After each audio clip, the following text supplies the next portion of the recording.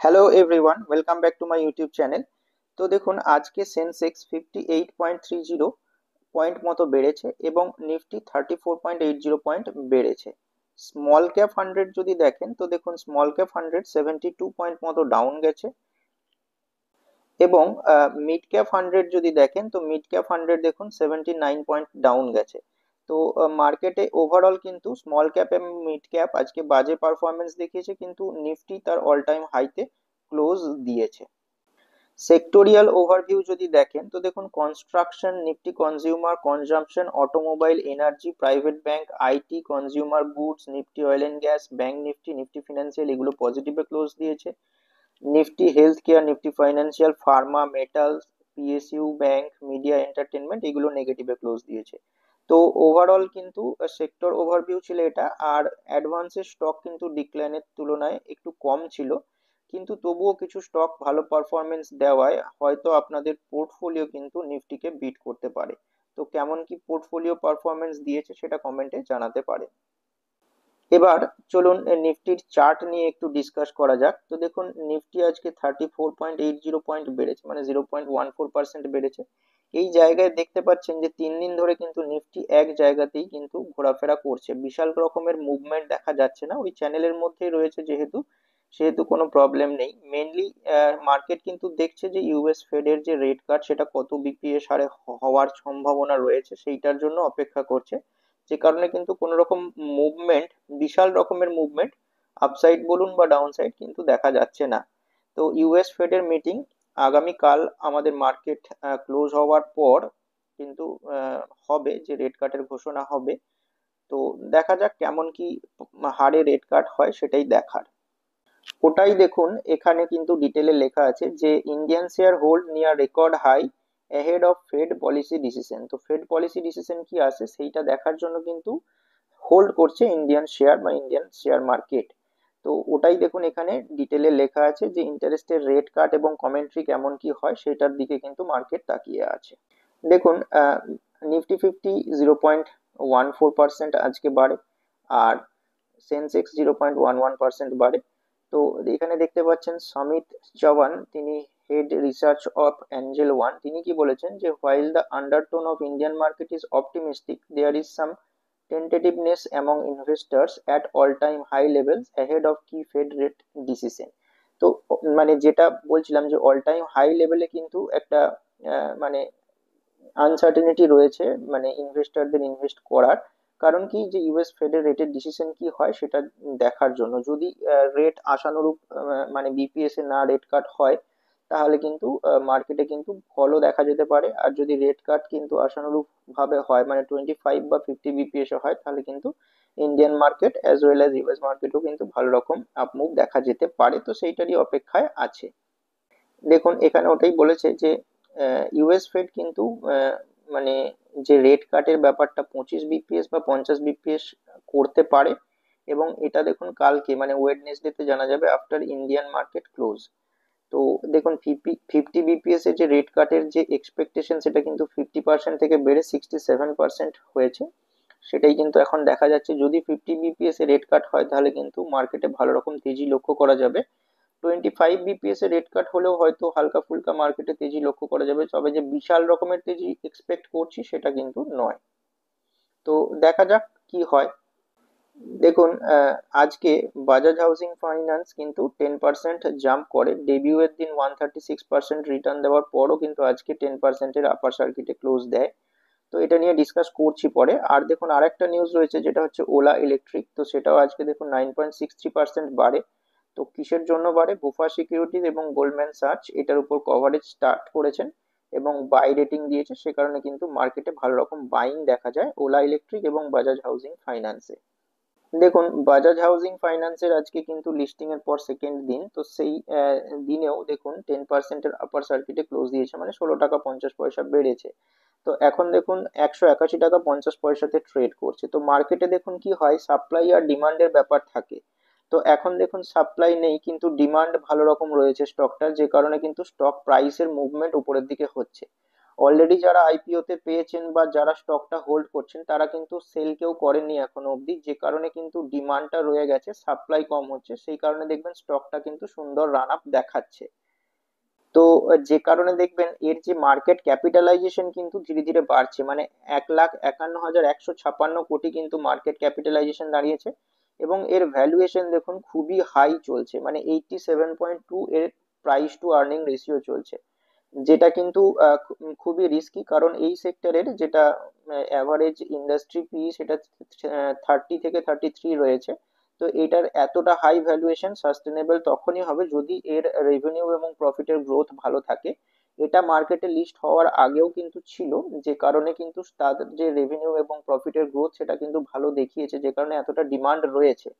তো আমি মানে বলবো যে যারা নতুন ইনভেস্টর রয়েছেন বা ইনভেস্ট করতে চাইছেন একটু স্টকটা কারেক্ট হওয়ার অপেক্ষা করতে, কারণ একটানা পর পর কদিন বাড়বে, 2-3 দিন বাড়বে, যতদিন ডিমান্ডটা থাকবে তবে নিশ্চিত সাপ্লাই আসবে। তো সেই অবধি অপেক্ষা করাই ভালো হবে। আর যারা স্টকটা অলরেডি পেয়েছেন বা হোল্ড করছেন আমি বলবো তাদের হোল্ড করাই ভালো, কারণ এটার রেভিনিউ এবং প্রফিটের গ্রোথ ভালো, তো পোটেনশিয়াল রয়েছে। তো দেখা যাক নেক্সট দিনে কেমন কি হয়, অবশ্যই মার্কেটে ওঠানামা আছেই, নিশ্চিত কোনো না কোনো সময় এই স্টকটাও কারেক্ট হবে যদি কোনো কোয়ার্টারের রেজাল্ট খারাপ করে। তো কারণ প্রফিটের গ্রোথ যে সমস্ত স্টকের ভালো তার কিন্তু স্টক প্রাইসের মুভমেন্ট উপরের দিকে হবেই। যে সময় প্রফিট বা রেভিনিউ এর গ্রোথ এ ডিক্লাইন দেখা যাবে স্টক প্রাইসেও ডিক্লাইন দেখা যাবে। তো দেখা যাক নেক্সট দিনে কেমন কি হয়। দেখুন আর একটা নিউজ রয়েছে যে ফিলিপ ক্যাপিটাল এই কিন্তু বাজাজ হাউজিং ফাইন্যান্সের উপর কভারেজ স্টার্ট করেছে এবং টার্গেট প্রাইস সেট করেছে দেখুন 210 টাকা প্রতি শেয়ার, যেটা কিন্তু এখন যে লেভেলে রয়েছে মানে 181 টাকা 50 পয়সা, সেই লেভেল থেকেও কিন্তু 27% আপসাইড পোটেনশিয়াল রয়েছে বলে ফিলিপ ক্যাপিটালের মনে হয়েছে। তো বিভিন্ন ব্রোকারেজ হাউস দেখবেন যেটা অল টাইম হাই বা ম্যাক্সিমাম লেভেলে থাকে সেই সময় বাই ইনিশিয়েট করে, তো সেইটা কিন্তু ইনভেস্টরদের জন্য একটু রিস্ক ফ্যাক্টর হয়ে যায়, সেটা সম্পূর্ণ আমার মত, তবুও আপনারা যা করবেন নিজের রিসার্চ মতো করবেন। নেক্সট যে স্টক সেটা হচ্ছে ওলা ইলেকট্রিক। তো দেখুন স্টকটা আজকে 9.63% বেড়েছে, 10 টাকা 36 পয়সা বেড়েছে, 117 টাকা 96 পয়সাতে ট্রেড করছে। তো মোটামুটি দেখুন 107 থেকে 110 এই যে লেভেলটা আমি ড্র করে রেখেছি এই লেভেলটাতে কিন্তু একটা সাপোর্ট রয়েছে, কারণ এই জায়গাতে দেখবেন কয়েকবারই স্টকটা কিন্তু সাপোর্ট নেয়। তো আজকেও দেখুন ওই লেভেল থেকেই একটু হলেও উপরের দিকে ওঠে। তো দেখুন এর যেটা অল টাইম হাই মোটামুটি 154-55 লেভেল অব্দি গিয়েছিল, তারপর কিন্তু স্টকটা কারেক্ট হয়ে 110 লেভেলটাকে সাপোর্ট নেয়। তো এই লেভেল থেকেই দেখবেন আজকে ভালো রকম মুভমেন্ট দেখা যায় উপরের দিকে। তো এই যে মুভমেন্ট সেটা দেখুন মেনলি আসে বোফা সিকিউরিটিজ এবং গোল্ডম্যান সাচ, এরা কিন্তু এইটার উপর মানে ওলা ইলেকট্রিকের উপর কভারেজ স্টার্ট করেছে এবং বাই রেটিং দিয়েছে সেই কারণে। তো দেখবেন যে আজকে কিন্তু মার্কেট আওয়ার্সে এটা ওই কারণে ভালো পারফরমেন্স দেখায়। দেখুন বোফা সিকিউরিটিজ এই স্টকটার যে টার্গেট প্রাইস সেটা সেট করেছে মোটামুটি 145 টাকা, এবং গোল্ডম্যান সাচ 160 টাকার টার্গেট দিয়েছে।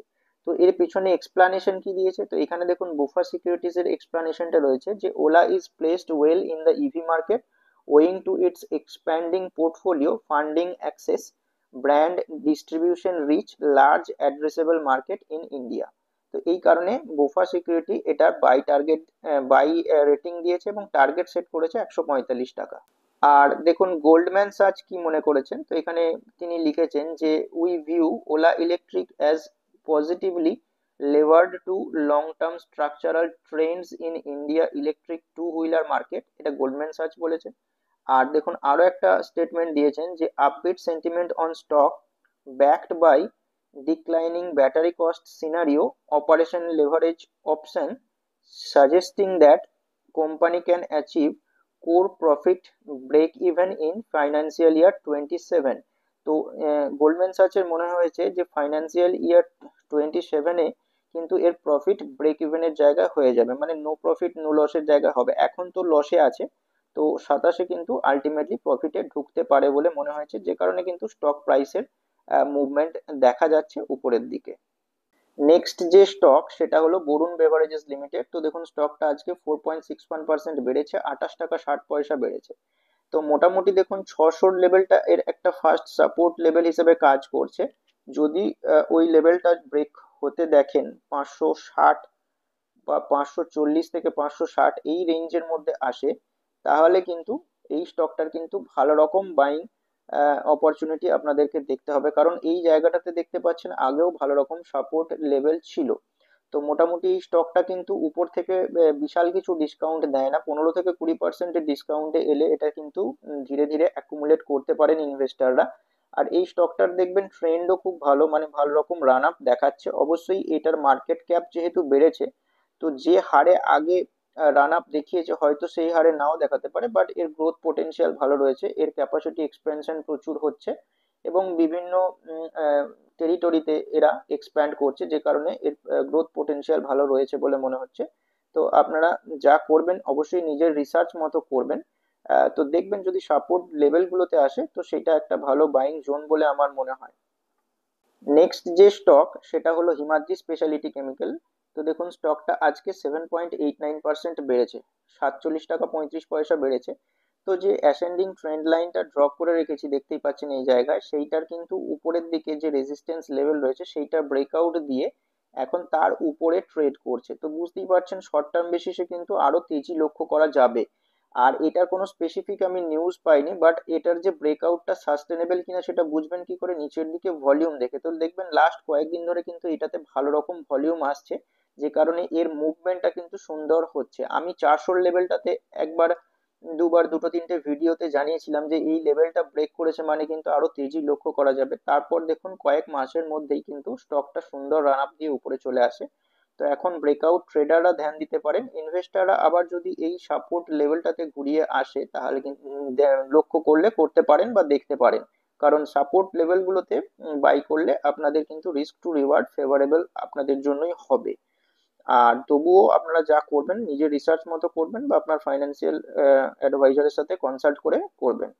নেক্সট যে স্টক সেটা হচ্ছে কেইনস টেকনোলজি লিমিটেড। তো দেখুন কেইনস টেকনোলজি আজকে 4.71% বেড়েছে, 250 টাকা বেড়েছে, 5,559 টাকা 25 পয়সাতে ট্রেড করছে। এইটারও দেখুন যেটা অ্যাসেন্ডিং ট্রেন্ড লাইন ড্র করে রেখেছি, তো সেইটার দেখুন সাপোর্ট রেজিস্ট্যান্স করতে করতে স্টকটা কিন্তু আলটিমেটলি উপরের দিকে মুভমেন্ট দেখাচ্ছে। তো দেখুন এর যেটা রেজিস্ট্যান্স লেভেল রয়েছে আরো একটু উপরের দিকে রয়েছে, যে গ্যাপ বাকি রয়েছে তো শর্ট টার্ম বেসিসে ওই লেভেল অব্দি যাওয়ার সম্ভাবনা রয়েছে। তো ওই রেজিস্ট্যান্স লেভেল হিট করে যদি আবার ডাউনওয়ার্ডস আসে তো মোটামুটি 5,200 লেভেলের কাছাকাছি এলে কিন্তু আপনারা নজর দিলে দিতে পারেন, যদিও এটা সম্পূর্ণ আমার মত, কারণ সাপোর্ট লেভেলগুলোতে কিন্তু ভালো রকম বাইং এর সুযোগ থাকে। তো যা করবেন অবশ্যই নিজের রিসার্চ মতো করবেন। নেক্সট যে স্টক সেটা হচ্ছে মহানগর গ্যাস লিমিটেড। তো দেখুন স্টকটা আজকে 4.86% বেড়েছে, 88 টাকা 55 পয়সা বেড়েছে, 1909 টাকা 95 পয়সাতে ট্রেড করছে। তো মোটামুটি দেখুন এই যে 1400 বা 1500 লেভেলটা যখন ব্রেকআউট দেয়, তো 1500 লেভেলের ব্রেক করার পর দেখুন একটা সুন্দর অ্যাসেন্ডিং ট্রেন্ড লাইন বরাবর দেখুন স্টকটার মুভমেন্ট দেখাচ্ছে সাপোর্ট রেজিস্ট্যান্স করে। তো এখন মোটামুটি মাঝ পজিশনে আছে। তো শর্ট টার্ম বেসিসে কিন্তু এই মোটামুটি 2000 লেভেলটা অব্দি যাওয়ার সম্ভাবনা রয়েছে। তো দেখা যাক কি হয় নেক্সট দিনগুলোতে। আর এই স্টকটার উপরেও কিন্তু কভারেজ স্টার্ট হয়েছে, যে কারণে কিন্তু সুন্দর রান আপ দেখাচ্ছে। তো কি খবর সেটা এখন একটু দেখা যাক। দেখুন মহানগর গ্যাসের উপর কিন্তু কভারেজ স্টার্ট করেছে ইউবিএস। তো দেখুন এখানে টার্গেট প্রাইস যেটা সেট করেছে সেটা হচ্ছে 2400 টাকা এবং বাই রেটিং দিয়ে রেখেছে। দেখুন যে টার্গেট প্রাইসটা সেট করেছে তাও সেটাও কিন্তু দেখুন 32% প্রিমিয়াম অফ লাস্ট ক্লোজ, মানে লাস্ট ক্লোজের থেকেও কিন্তু আরো 32% আপসাইড পোটেনশিয়াল রয়েছে বলে মনে করছে। আর দেখুন এরা 12.6% year on year volume growth দেখিয়েছে 24-এ এবং এলিভেটেড গ্রোথ ট্র্যাজেক্টরি রয়েছে, যেটা কিন্তু সাস্টেন করবে কামিং কোয়ার্টারে বলে এই ইউবিএস এর মনে হয়েছে। আর এদের যেটা acquire area unit unison enviro will also drive growth, এটাই কিন্তু তারা জানিয়েছে। তাছাড়াও দেখুন যেটা ফাইন্যান্সিয়াল ইয়ার 24 থেকে 27-এ এরা অ্যাক্সিলারেট করবে CNG station network expansion, higher CNG vehicle addition, যে কারণে কিন্তু এই স্টকের প্রাইসের মুভমেন্ট ভালো হবে, সেই জন্য টার্গেট প্রাইসটা অনেকটা উপরে সেট করেছে ইউবিএস। তো যে কারণে দেখবেন স্টকটাও কিন্তু আজকে ভালো পারফরমেন্স দেখায়। তো যে স্টক গুলো নিয়ে ডিসকাস করা হলো, কিছু না কিছু নিউজ রয়েছে এবং কিভাবে চার্ট পড়তে হয় বা দেখতে হয় বা চার্টের কি ইন্ডিকেশন রয়েছে সেই নিয়ে ডিসকাস করা হলো। কোনো রকমের রেকমেন্ডেশন নয়, আপনারা যা করবেন আপনার ফাইন্যান্সিয়াল অ্যাডভাইজারের সাথে কনসাল্ট করে করবেন। যদি ভিডিওটা ভালো লেগে থাকে তাহলে লাইক করতে পারেন, আর এরকমই ইনফরমেটিভ ভিডিও পাওয়ার জন্য চ্যানেলটিকে সাবস্ক্রাইব করতে পারেন।